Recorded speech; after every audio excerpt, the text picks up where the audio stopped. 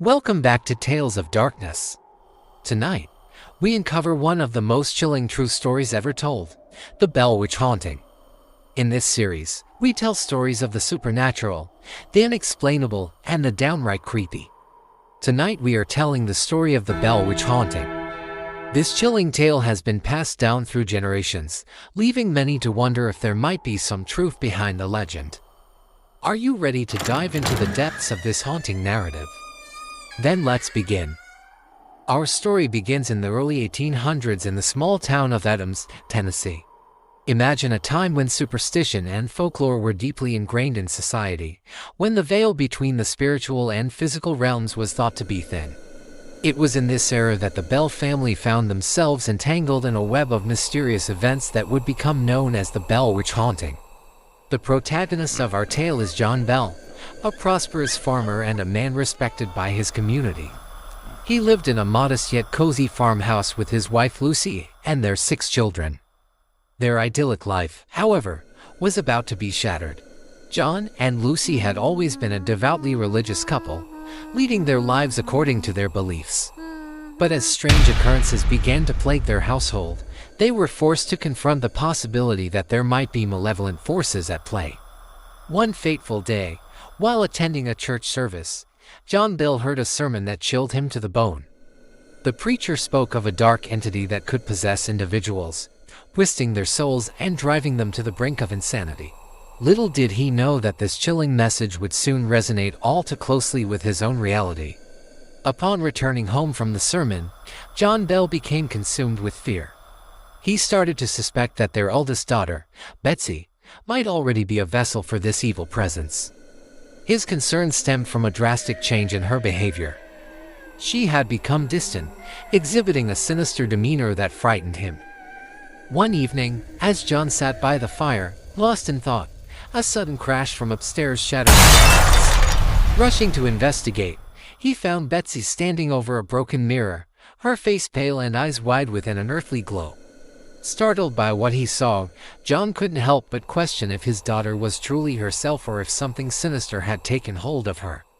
As days turned into weeks, Betsy's behavior grew increasingly erratic. She started speaking in a strange tone, and her eyes, they seemed to glow with an eerie light. Her once gentle touch now carried an icy coldness that sent shivers down her family's spines. And then there were the voices. They whispered in the dead of night, slithering into the ears of the family members, each word dripping with malice. At first, they dismissed it as figments of their overactive imaginations. But as the whispers grew louder, more coherent, they realized they were in the presence of something truly sinister. The entity began to isolate Betsy, whispering suggestions that drove her to harm herself and others.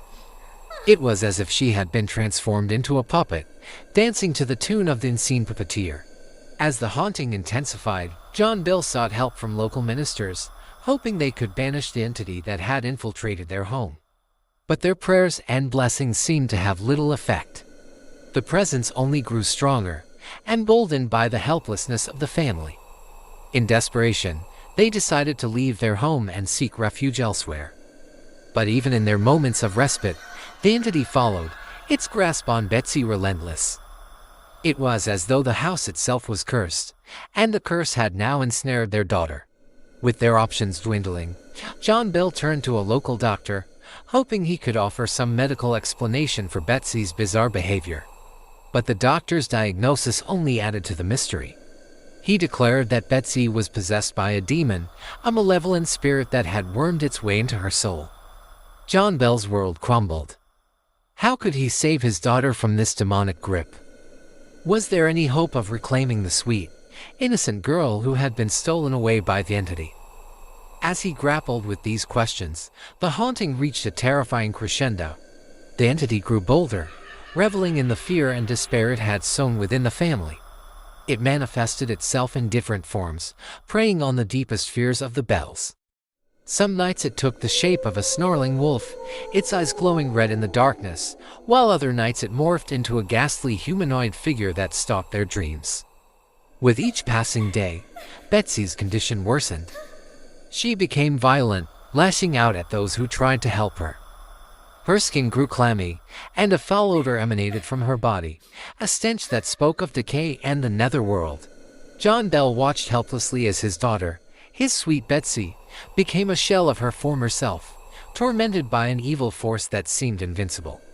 As the situation grew increasingly desperate, John Bell decided to seek out the renowned exorcist Father Augustine, a man said to possess the gift of banishing demons.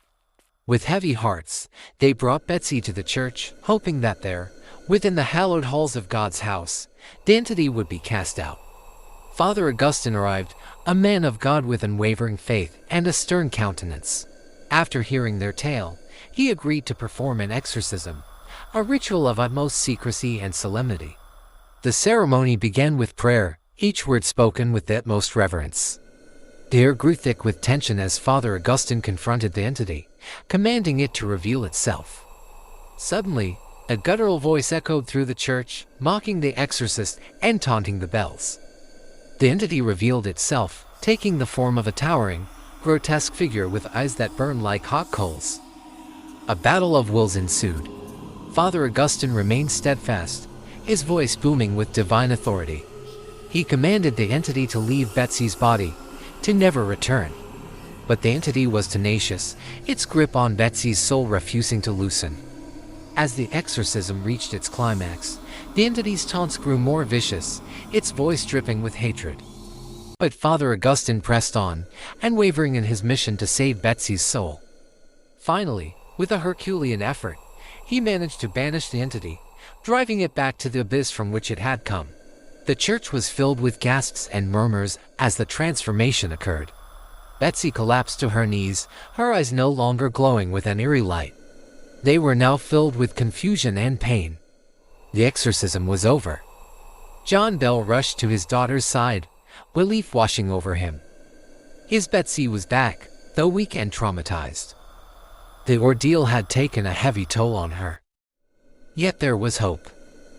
Slowly but surely, she began to recover, the entity's grip on her soul broken. But the haunting didn't end there. The entity, driven out of Betsy, now turned its wrath on John Bell, seeking revenge on the one who had dared to defy it. John Bell found himself in the depths of despair. The entity had not been vanquished. It had merely retreated, lying in wait for another opportunity to strike. Night after night, the entity tormented him, whispering threats and taunting him with visions of his daughter's suffering. It was as if the walls of his home had become its hunting ground. But John Bell was not alone in his struggle. Father Augustine, bound by his oath to protect the Bells, stood by their side, offering guidance and solace. Together, they devised a plan to outsmart the entity, to trap it within the confines of John Bell's home. They placed holy relics throughout the house, each item blessed by the church, serving as a barrier against the entity's wrath. John Bell also turned to his faith, praying day and night for strength and protection. The entity, sensing the shift in power, attempted a final, desperate attack. On a stormy night, it unleashed its full force, shaking the very foundations of the house. But John Bell stood firm, his faith and the protective measures proving strong enough to withstand the entity's assault. The entity was trapped, its power waning with each passing moment. In the end, the entity was no match for the combined forces of faith, courage and resilience. It vanished, retreating into the shadows from which it had come, defeated and disgraced. The story of the Bell Witch haunting has been passed down through generations, leaving many to wonder about its veracity. While skeptics argue that the events were likely a product of mass hysteria, believers remain convinced that there is some truth to the legend. What do you think? Is there such a thing as a ghost that can possess a human being? Let me know your thoughts below. And remember, sometimes the line between fiction and reality is frighteningly thin. Thanks for watching. See you next time.